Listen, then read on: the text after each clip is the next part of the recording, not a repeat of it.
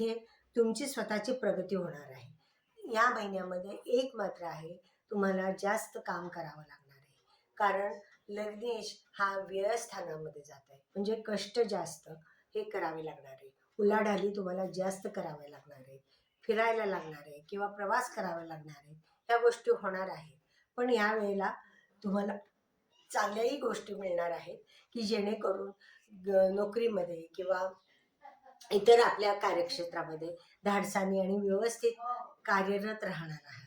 जास्त कामही होणार आहे तुमच्या हातून आणि चांगल्या क्वालिटीचं तुम्ही काम करणार आहात. ते ह्या गोष्टी तुमच्या लक्षात येतील, की बाबा आपल्या हातून चांगलं काम होतंय, चांगल्या गोष्टी होत आहेत. ते फक्त काय आहे, तुम्हाला लक्ष द्यायचं म्हणजे आपल्या संततीकडे लक्ष द्यायचं आहे. कारण या संततीकडे काही प्रगती त्यांची जी होतीये ती संत रीतीने होतीये का, किंवा त्यांना काही मदत हवी आहे का, ह्या गोष्टी तुम्हाला लक्षपूर्वक काळजी घ्यावी लागणार आहे. एवढंच ह्या महिन्याचं तुम्हाला जरा थोडंसं त्रासदायक आहे. घरामध्ये थोडे जे काही प्रश्न आहेत ते कम्युनिकेशननी आणि विचारपूर्वक जर सोडवले तर हे सुटणारे आहे.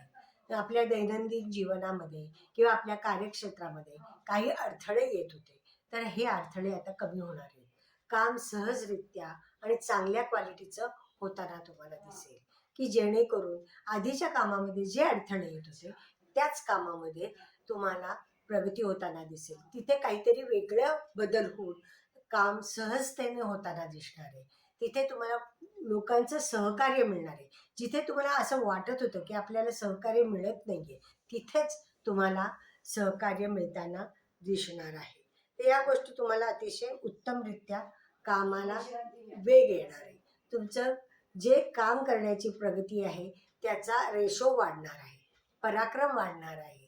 कम्युनिकेशन फक्त इथे काय होणार आहे, थोडंसं नातेवाईक किंवा शेजाऱ्यांची थोडंसं गैरसमज होण्याची शक्यता आहे. तिथे ते होऊन देऊ नका, किंवा ते जर झाले असतील तर तुम्ही ते स्वतःच्या पुढाकाराने किंवा स्वतःच्या तिथे ते जर कोणाविषयी वाईट झालं असेल तर ते थोडंसं कम्युनिकेशनने किंवा कुठल्या इतर गोष्टी तुम्हाला असं वाटत असेल की असं केल्याने आपले संबंध चांगले राहतील, तर ते तुम्ही करण्याचा प्रयत्न करा. विचार विनिमय करणं हे मुख्य तुमचं काम आहे, ते करा. मुख्य म्हणजे अगदी घाईघाईने कुठले निर्णय घेऊ नका, घाईघाईने कोणाला काही पटकन काही बोलू नका.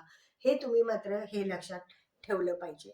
पण हा काळ तुम्हाला अतिशय उत्तम राहणार आहे, कारण शुक्राचं आणि बुधाचं तुम्हाला चांगलं सहयोग राहणार आहे.